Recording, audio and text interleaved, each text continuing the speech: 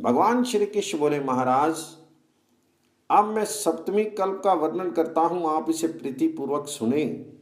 माघ महीने की शुक्ला सप्तमी को संकल्प करके भगवान सूर्य का वरुण देव नाम से पूजन करें। अष्टमी के दिन तिल, पिष्ट, गुड़ और ओदन ब्राह्मणों को भोजन कराएं। ऐसा करने से अग्निष्टोम यज्ञ का फल प्राप्त होता है।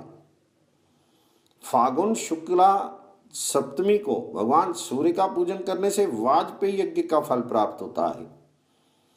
चैत्र शुक्ला सप्तमी में वेदांशु नाम से सूर्य पूजन करने से उक्त नामक यज्ञ के समान पितृ फल प्राप्त होता है। वैशाख के शुक्ल पक्ष की सप्तमी को धाता नाम से पूजा करने से पशुबंध याग के पुण्य के समान फल प्राप्त होता है। ज्येष्ठ मास की सप्तमी को इंद्र नाम से सूर्य की पूजा करने से वाजपेयी यज्ञ का दुर्लभ फल प्राप्त होता है।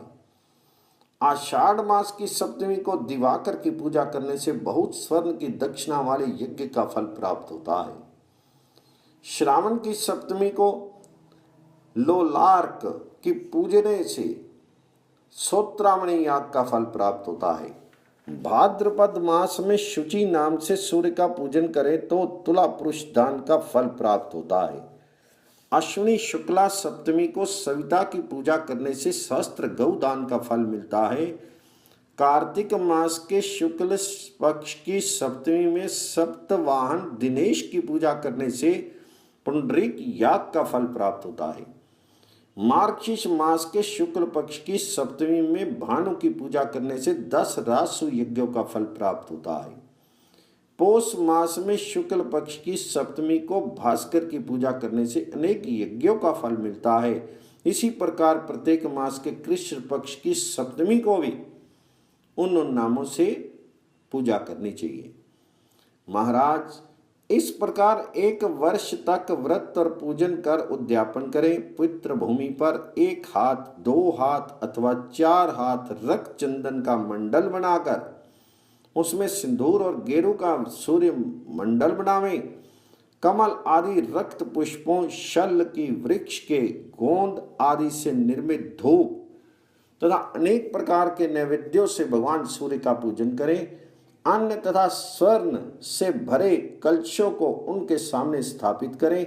फिर अग्नि संस्कार करके तिल, घृत, गुड़ और आग की समिधाओं से आकृष्णेन इस मंत्र से 1000 आहुति दें।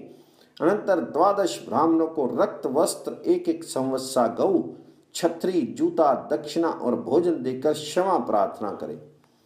बाद में स्वयं भी मौन होकर भोजन करें। इस विधि से जो सप्तमी का व्रत करता है वह निरोग, कुशल, वक्ता, रूपवान, दीर्घायु होता है। जो पुरुष सप्तमी के दिन उपवास करके भगवान सूर्य का दर्शन करता है वह सभी पापों से मुक्त होकर सूर्य लोक में निवास करता है। ये उभय सप्तमी व्रत संपूर्ण अशुभों को दूर करके आरोग्य और सूर्य लोक प्राप्त कराने वाला है। ऐसा देवऋषि नारद का कथन है।